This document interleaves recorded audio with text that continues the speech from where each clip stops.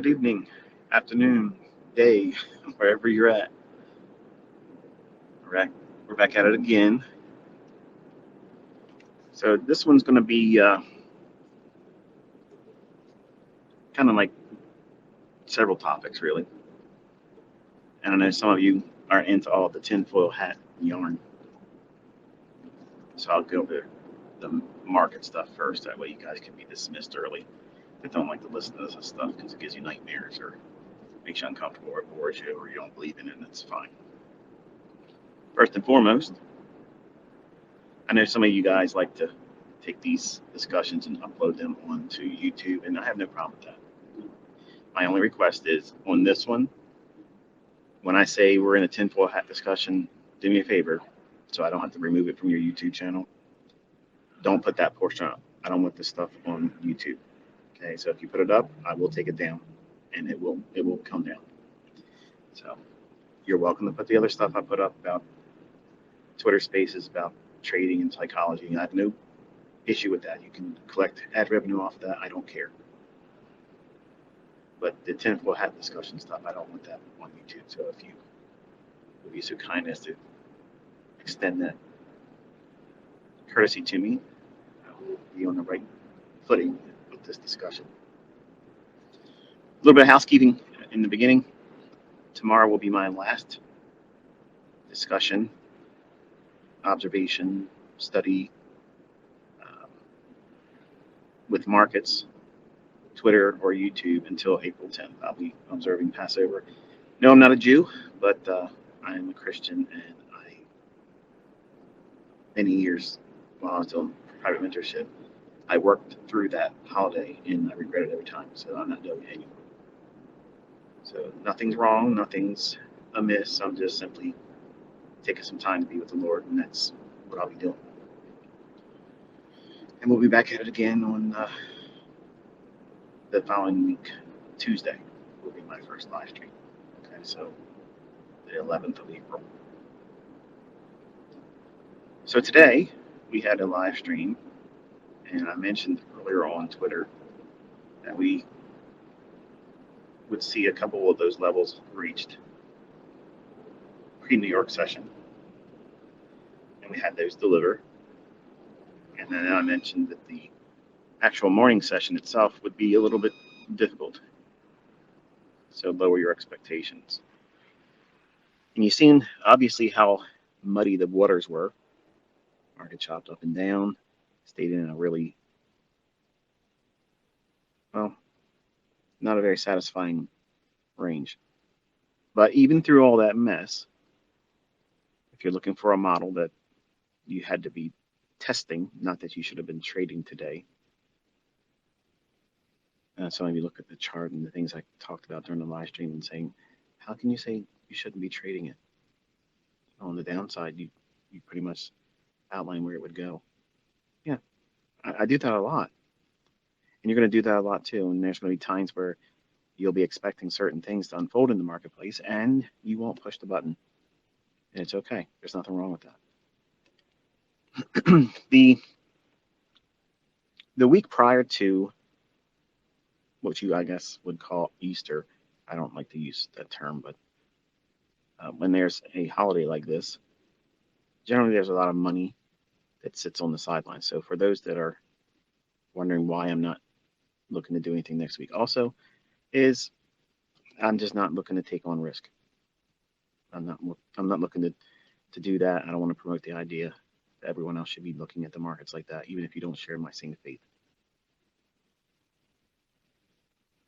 Now, if you looked at what we went through today in ES, we had a lot of confluences why the market would have had a short-term high formed and potentially have the weekly range capped. And what do I mean by that? Some of you may have not understood what I said earlier, and maybe you haven't gone through the core content lessons, and maybe you haven't kept notes. Maybe you didn't hear me talk about these things in other lectures and such, but when the market has a one-sidedness, in other words, for the weekly range, if the majority of the weekly range across the daily candles has been predominantly one direction, which is pretty much what we've seen since Tuesday. Generally, not always, but generally, Thursday's morning session, and this works in Forex too. So don't think that it's just something that works only on futures or index trading. But generally, the New York session, morning session specifically, will tend to create a intermediate term high or intermediate term low. And that may, in fact, become the actual opposite end of the weekly range. Not all the time, but even if it trades higher tonight and goes higher than today's intraday high. I believe the high was 4087.75, so we failed to get to 4088 today. Never printed.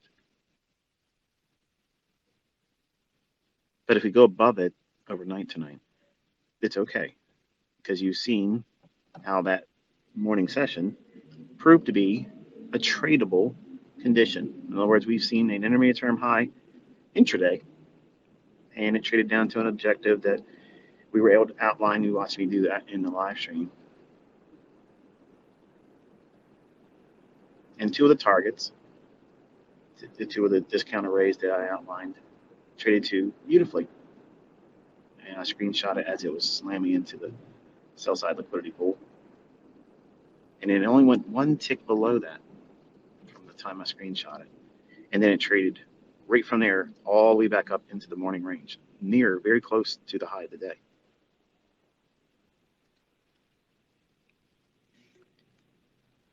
Now, if you look at a day like today and you're arm wrestling with how maybe you were trying to push the button, maybe you were trying to participate in the morning session move lower,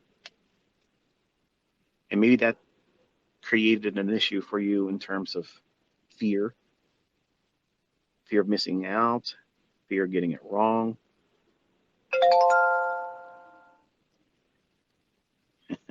Hold on one second.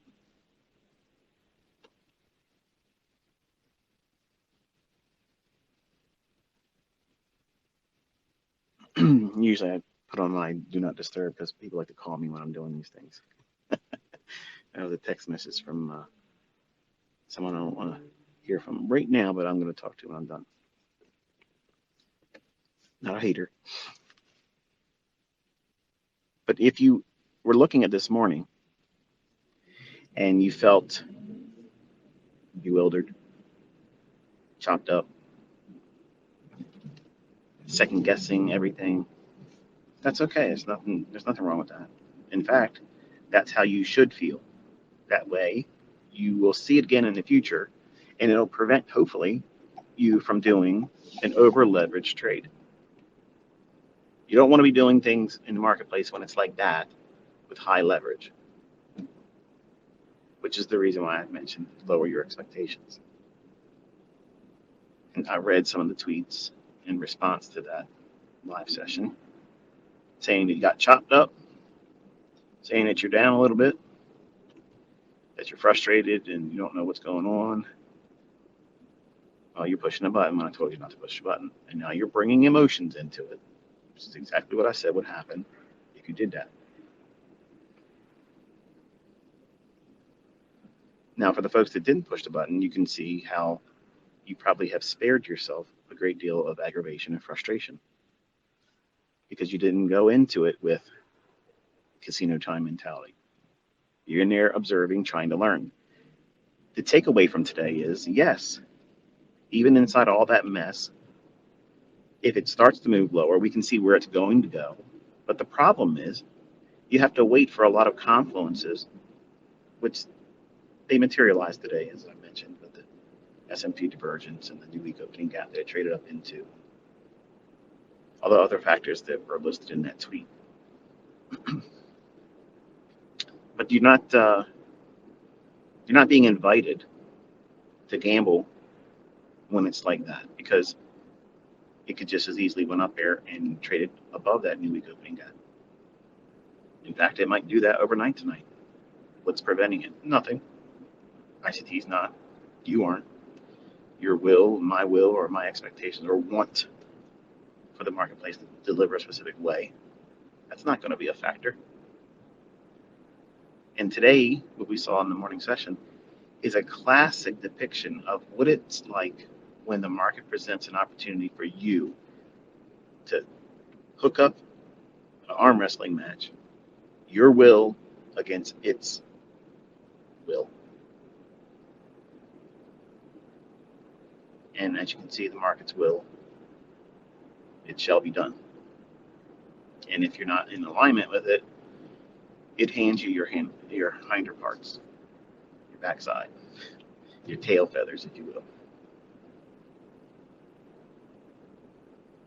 And maybe you thought you saw something today. Maybe you thought you saw something that was contrary to what I was pointing out, and you found out that that wasn't a good idea either. And it's also a learning lesson for you. I talked about that in the live stream today. So I'm not convinced that today scared most of you into being more diligent about picking better market conditions. I think some of you still seen the outcome of where it traded to later in the day and down to our objectives that we had for discounts. And you thought to yourself, I don't think I'm going to be intimidated next time I see a trade like this. I'm going to go and I'm still going to push the button. If I just would have pushed the button today, I wanted to do those trades that he was talking about. And I could have went short and I could have did this and could have did that. Yeah, you could have. Absolutely could have. And you could have failed. And you could have got stopped out. And you could have got scared because it was chopping around as it was dropping.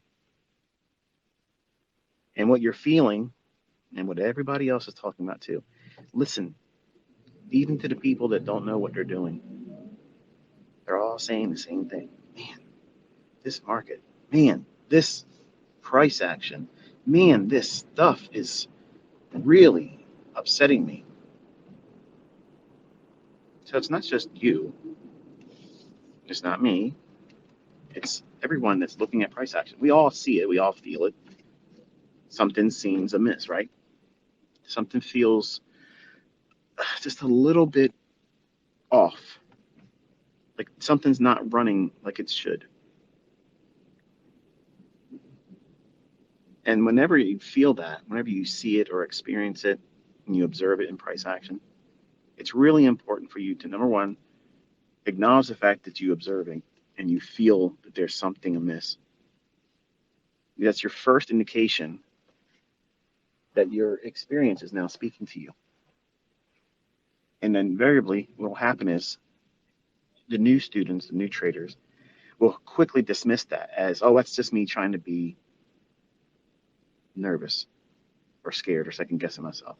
The only answer to that equation would be just to get in there and just push the button. Go with my gut feeling. And then you find out that's not something you should have been doing either. You're not guessing. You're not trying to gamble. The market has to present something logical. So it has to be very clear. It has to be one-sided where it cannot be, and this is what I'm taking you back to in this discussion here. It can't be sold to you in the sense that you can see a buy or a sell. Because if you can do that, that is by definition an ICT low probability condition. And yes, even in low probability conditions, I can see those things panning out just as well as you can too. But the probabilities are not going to be in your favor as if you were looking at a low resistance liquidity run. You see how it took forever to get down there? See how it was a lot of give and take, a lot of back and forth price action, even though we could see the sell side it was going to reach for, even though we could see that fair value gap just below equilibrium. Just because we can see that, and just because you may have the patience to hold through that, I don't want you to focus there. That's not the trade setups I'm trying to teach you. I'm trying to teach you how to find a really fast and loose market where it just quickly, efficiently goes to your target. It allows you to be in the market very little in terms of time. and it delivers exactly what you're looking for, quickly, expediently, and near painlessly. Now, I got to be careful saying things like that because it sounds like zero risk, and that's not what I'm saying at all. It just means that when we're trading with the insights that I'm trying to teach you, you're going to be looking for setups that are absolutely one-sided. And this morning, hopefully, I was successful in terms of explaining how it could have done both directions until it made that higher high and falling short of the consequent encroachment of that new week opening gap. Just fell short of it at 4087.75. And at that moment, I took you through all the indices, the NASDAQ, the Dow, and the ES. And we had the SMT divergence. We were inside that 10 o'clock hour. We were looking for it to break lower. I explained how I'd like to see the one specific swing low to be taken out. And I wouldn't look at the relative equal lows as a shift in market structure because it's potentially both directions. Now that SMT divergence could have been erased quickly. Dow could have snapped up there, changed everything. Because the market was consolidating back and forth, instead of just making one pass higher, failing, and one single pass higher, and then breaking down. That's a clean market. That's price direction that's easy to spot and predict. But when it has multiple high, low, higher, low, higher high, lower low, higher high, you're in a condition that could easily become seek and destroy. And seek and destroy many times starts off where it feels like you know what you're looking for or what it's likely to deliver to you. And it takes it from you. It's like a carrot that's just dangled in front of you, like, here's the easy money, come get it. Just all you gotta do is push the button. And as soon as you get in there, you regret it because it runs the other direction immediately. And that's what this morning was doing to a lot of traders. And my goal is for you to anticipate these types of movements in price so that way you don't fall victim to getting in there and trying to impose your own will or block out the two-sided or dual nature of price delivery that is available in those conditions, meaning it's easy for someone to use my concepts and justify both directions. And if that's the case, that is low probability. That means you cannot frame a low resistance liquidity run where it just runs quickly and the price action is really clean. If you go back and look at your charts, and this is what you should be doing when we're done talking this evening, you want to be looking at it and taking note of how many times each individual 1 minute candle overlapped the previous. Back and forth, back and forth, back and forth. That is a market that is struggling to trade outside of a holding pattern. All it's doing is moving just a little bit, coming right back in, moving a little bit, coming back in. And it might eventually drift to an objective that might be visible to you. We outlined it this morning, but it doesn't feel like it wants to get there in a hurry. That's another classic signature of a low resistance liquidity run. A low resistance liquidity run is what you're trying to get good at spotting, anticipating, expecting, and engaging. High resistance liquidity runs is what you're trying to observe and learn how to spot so you don't have to go in there and trade them. So you have to know what both of them are.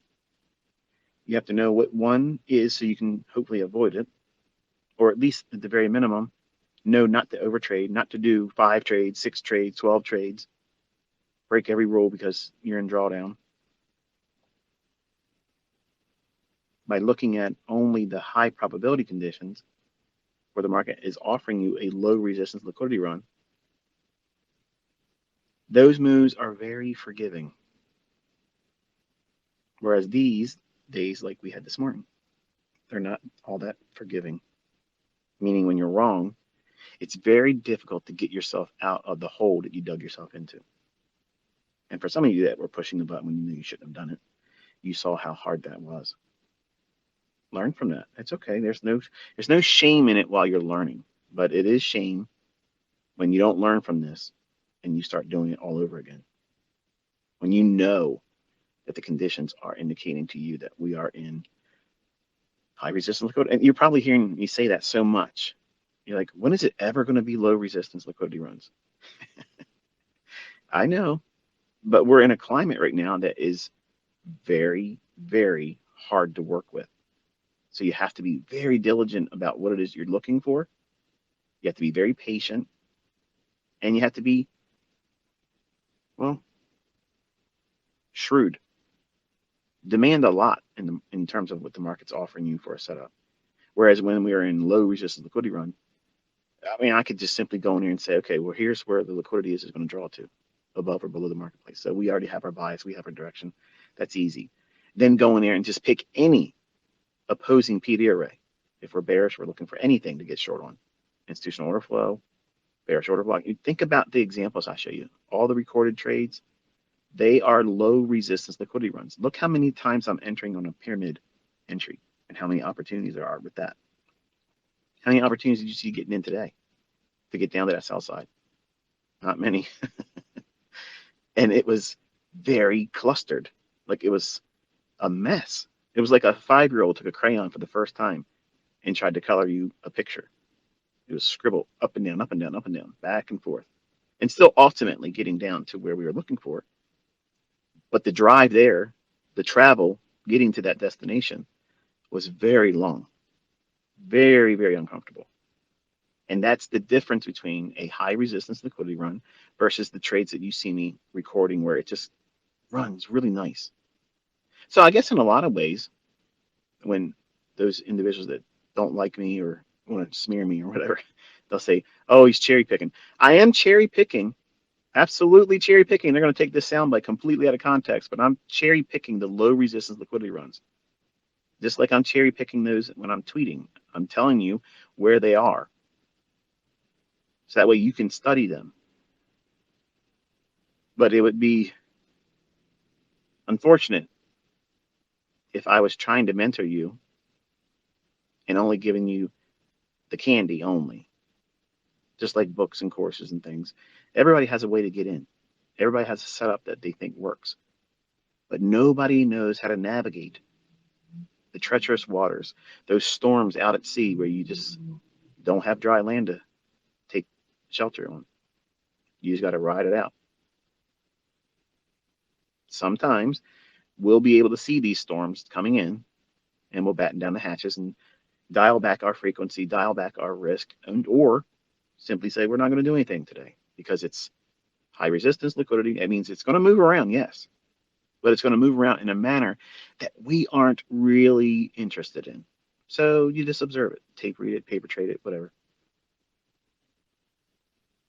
But the moves that we're really hunting, that pick up all the slack, that pay for all the times when you're really not trying to engage more than is necessary, that's the low resistance liquidity runs. They're the ones that run 20, 30 handles real quick, multiple entries, all giving opportunity to get on board.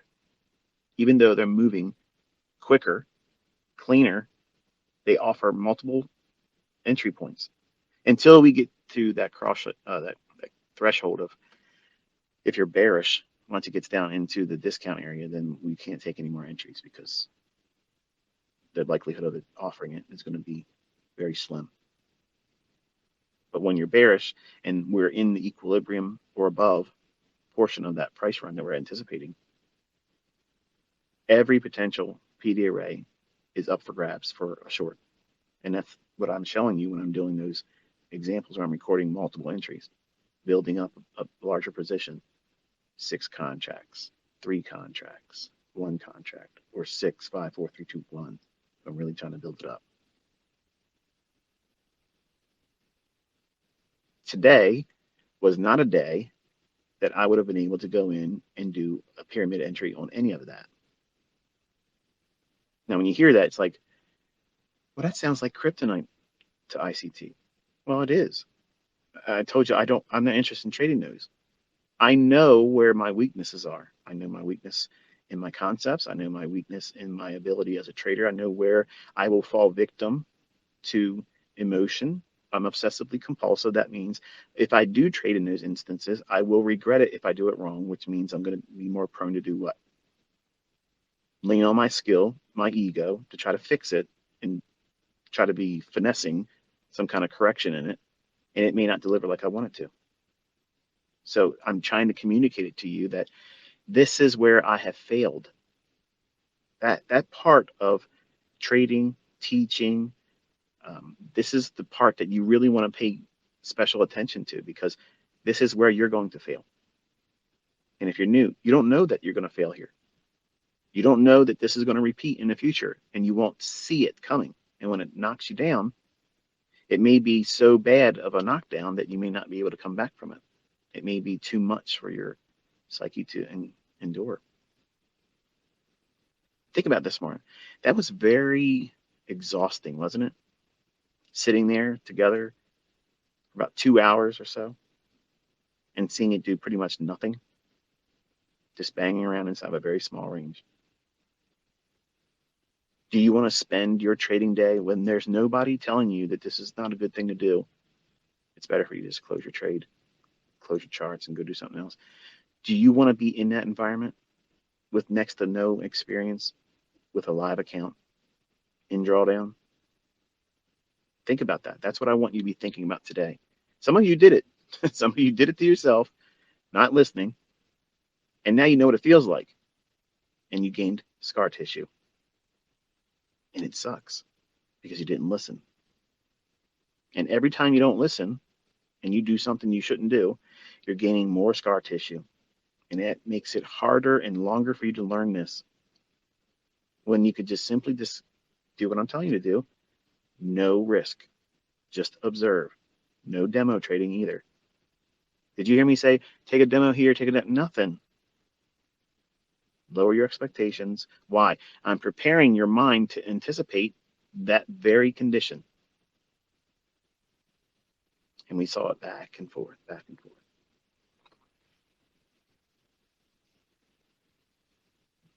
You won't likely blow your account on days that are just absolutely one-sided. I've had students that have did very, very poorly with their entries because they either waited too long, the market was too fast for their liking, and instead of getting in the fair value gap, it starts moving away from the fair value gap and they get in there. That to me is chasing price. But they will show their results to me and say, hey, look at this. This is what I did. I know I wasn't all that great with the entry, but look what I made. And I have to be honest with them and tell them, you did poorly. You're entering in a time when the market's expanding away from the PDA rate that you should be trading. I mean, if you get real close to the low of a fair value gap and you're bearish, I ain't going to cut you off for that. But if you're like the range of the fair value gap from the highest point and the lowest point, if you're like 1.5 times that range below the fair value gap and you just happen to make money, you're going to hear it from me. That's not what we do. We don't do those things. And that's what my son's trying to do. Like he doesn't trust the fair value gap because he hasn't seen it enough. And he's telling me he wants to do it his way and just give him a little bit of time. If he doesn't do well, then he'll do whatever I tell him to do. Well, I told him, just simply do what I told you to do. Why make this longer than it needs to be? Why put me through all this? Because I don't have the patience for it. I'm 50 years old and cantankerous and I'm set in my ways and I feel like he's just being unruly. But, you know, I understand he's 18, he's doing what he wants to do. I understand that, but you got to listen to me or it's going to be harder for you. And some of you are just the same way. Just like one of my sons that don't want to listen. Good sound advice, and you don't want to listen. And he's not feeling too good about himself because he's trying to do things through ignorance, not knowing what he's doing. And he's seeing the difficulty in it. And he's chasing. He waits for it to move a little bit. Once it starts moving, where he thinks it's going to go, and it's not all the time correct where he thinks it's going to go either, chases it. He's outside of a PD array. He's outside. He's waiting for the fair value gap to form, go into it, then move away from it. That's what he's trying to tell himself. That's his confirmation. That's his setup. And that is not a setup. That's chasing price. And I've seen that in my own students, whether it be in private mentorship or in the free mentorship. And it's just a matter of they haven't spent enough time studying price action, the old moves, seeing it over and over and over again, conditioning yourself that way you can see it, and then watching it form real time, observing it through the tape reading, not pushing a button, and then thinking to yourself, okay, it's going into that fair value gap right now, and I'm bearish. It should go up to this point here, and then in your mind, you're anticipating a turn. You're not pushing a button. You're anticipating it. You're expecting it. Inside your brain, the dialogue is, okay, we're inside here. I want to see price repel from here, reject this area, and move away from it energetically in the direction I think the draw on liquidity is. His draw on liquidity is wrong. He's not sticking to the bias. He's not sticking to the expectations that I'm mapping out in the morning. Whatever I tell him to do, he's trying to find something up. It's like an arm wrestling match that's opposite to that. Now, some of you are probably smiling and listening to that thinking, damn it, I thought I was the only one. Just because he's my son doesn't make him exempt. He's having the same human characteristics that everybody has. You want to do your own way, your own thing. Don't walk on the grass. And he's trying to moonwalk on it. And he doesn't know how to moonwalk. So he's fumbling. And if it were anyone else, it would be amusing. But it's not amusing to me because, number one, I feel like he's not listening to me. And I'm giving him time to talk to him about what it is I want to see him focusing on. And it's being disregarded. If it was anything else, I'd be in his ass about it. But I'm trying to be very careful not to break his spirit, because I could very easily come down on him like an ogre and say what I want to say. If it was someone like you all, I'd be like a drill sergeant, and it would hurt his feelings. And then he would have a chip on his shoulder, and then he would be resentful to me, and then he wouldn't learn how to do it. So I'm trying not to smolder this ember I have right now. And I'm trusting that his difficulty he's bringing upon himself will get to some threshold where he says, okay, I tried it my way. Whatever you say, Dad. Remember, he's the one that's the most likely to be combative. He's the competitive one in my boys. He's the more outgoing extrovert. He's the wants to show everybody. And he's seeing, much like that analogy I've used many times, where you show a guy a magic trick and he thinks right away he can go out there and do it. And he doesn't do it. He can't do it. And he thinks that he's watched a few things, listened to me explain something, and he can just go out there and just do it like everybody else does with their demo going into live fund trading. I did 30 trades. 3 of them were right. Fuck it. I'm ready. Let's get out there. Let's do some live trading. I ain't got time to be waiting around anymore. That's the same mentality.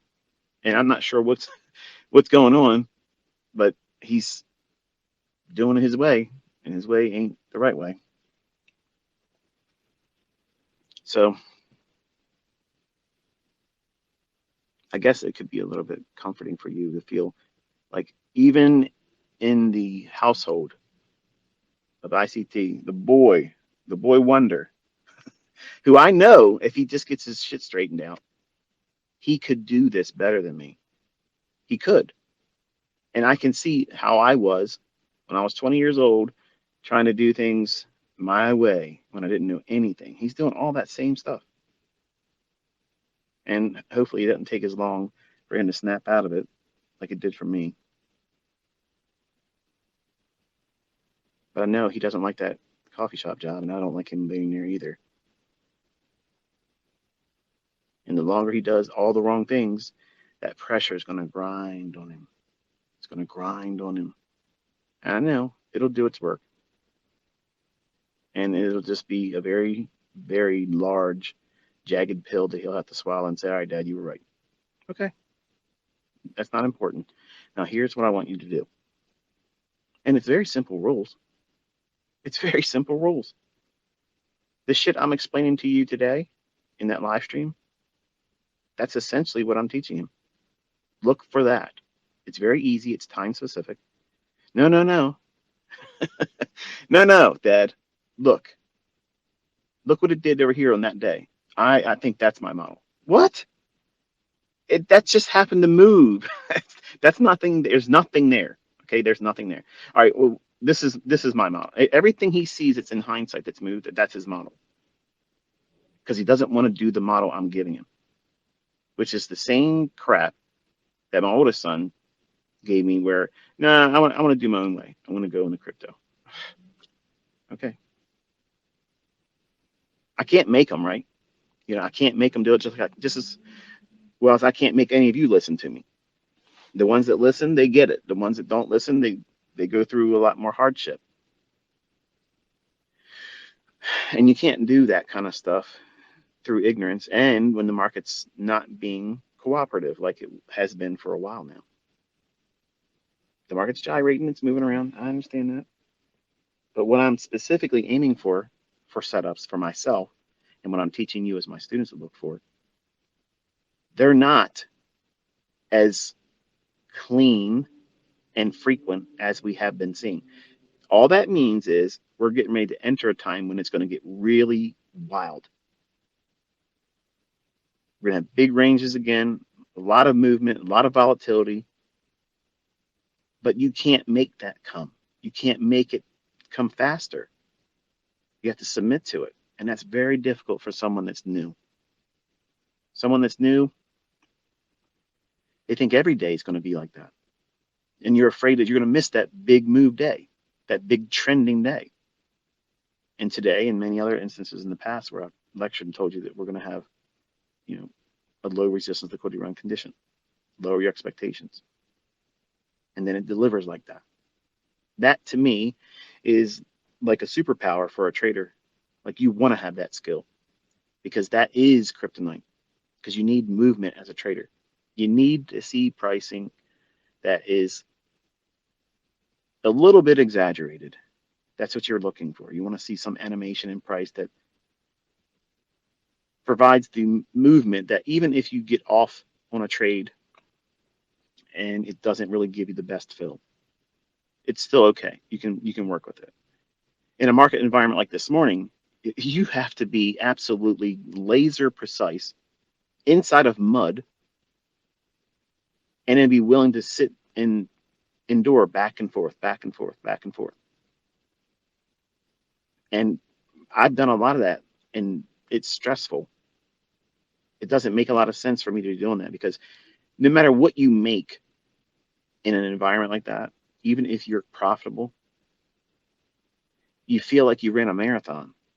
At the end of the day, which is only a couple hours in the morning session if you're going to be trading, it feels like you worked a 9-to-5 job plus a part-time job with no sleep.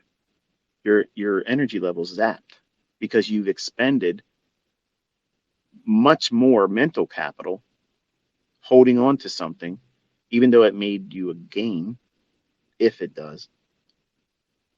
You spent so much energy, so much concern about being able to stay with it and will it turn against me and how long you got to wait for it to deliver. Doesn't make any sense to me to do that. I know what I'm looking for. I'm teaching you how to look for the right ones to zero in on those days.